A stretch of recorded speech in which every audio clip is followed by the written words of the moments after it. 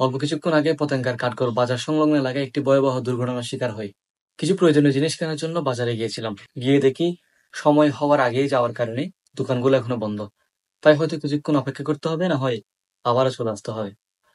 সময় অনেক বেশি থাকার কারণে অনেক বেশি সময় অপেক্ষা করতে হবে, তাই সেখান থেকে চলে আসার সিদ্ধান্ত নিলাম। হঠাৎ একজন অপরিচিত ব্যক্তি আমার সামনে আসলো এবং একটি ছোট কার্ড আমার সামনে ধরিয়ে দিয়ে বলল, এটা চিনো কিনা দেখো তো। আমি ওনার দিকে এক মুহূর্ত তাকালাম এবং পরবর্তীতে কার্ডের দিকে তাকালাম। উনি বলতেছে যে এখানে সুমন নাকি কি যেন লেখা আছে।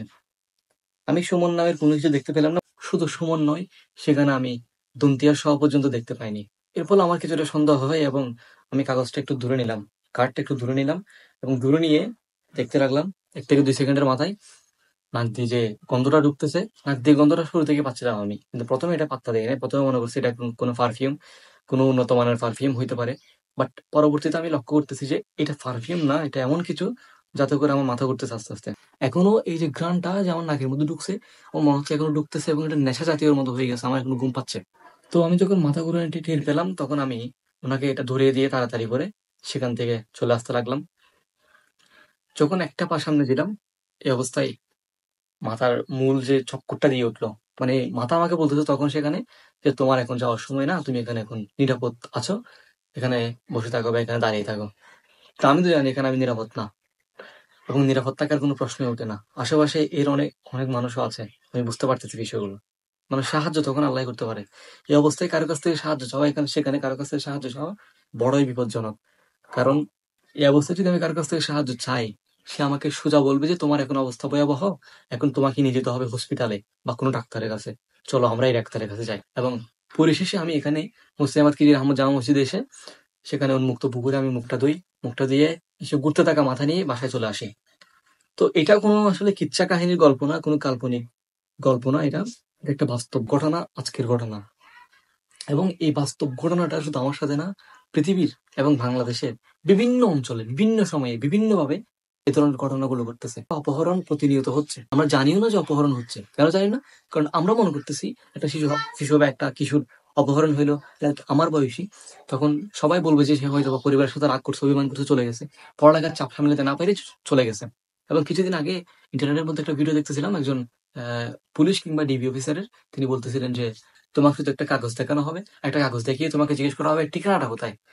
এটা তুমি পড়লা, বললা যে ঠিকানাটা ওই জায়গায়, তমুক জায়গায়, সমুক জায়গায়। তখন তোমাকে সে কাগজটা পকেটে নিয়ে বলবে যে, পকেটে কি আছে, তোমার পকেটে কি আছে? আপনি বলবেন যে আমার পকেটে মোবাইল আছে। তারপর বলবে যে আর কি আছে? বলবে যে আপনার পকেটে 2-3 হাজার টাকা আছে, দিয়ে দিতে বলবে। এরপর আপনাকে জিজ্ঞেস করবে যে তোমার বাসা কোথায়। আশেপাশে থাকলে সে আপনাকে বলবে যে যে চলো আমরা তোমার বাসায় যাই। আপনি নিয়ে যাবেন তাকে বাধ্য। আপনি তার hypnotize মানে তার গোলামের মতো হয়ে গেছেন। যা করতে বলবে নির্দ্বিধায় কোনো ধরনের প্রশ্ন ছাড়া তাই করবেন। এই যে সে এখন ভদ্রভাবে আপনাকে এসে বলল, চাচু, আঙ্কেল এটা চিনো? এই জায়গাটা তুমি চিনো? আপনি অনেক কৌতূহল নিয়ে বললেন, হ্যাঁ, এই জায়গাটা আমি চিনি, অথবা বললেন যে আমি না, এটা তো চেনা চেনা মনে হচ্ছে না।